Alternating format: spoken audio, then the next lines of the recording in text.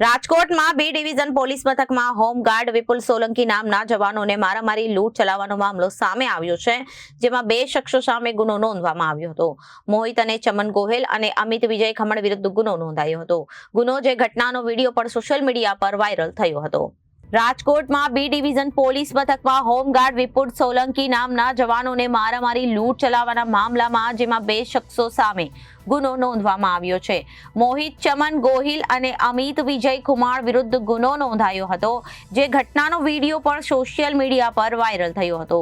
વિડીયોમાં હોમગાર્ડ જવાને તીક્ષ્ણ હથિયાર બતાવી ધમકી આપતા આરોપી જોવા મળ્યો હતો. હોમગાર્ડ જવાને મારામારી લૂંટ કરનાર બંને શખ્સોને ગ્રીનલેટ ચોકડી પાસે ઝડપી પાડ્યા હતા.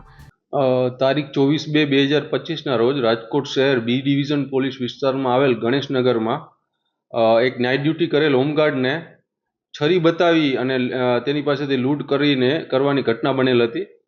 બનાવની ગંભીરતાને જોઈ રાજકોટ શહેર ક્રાઇમ બ્રાન્ચની અલગ અલગ ટીમો આ આરોપીઓને પકડવા માટે કાર્યરત હતી, અને જેમાં રાજકોટ શહેર ક્રાઇમ બ્રાન્ચ PSI ગરચરની ટીમને આ આરોપીઓને પકડવામાં સફળતા મળેલ છે.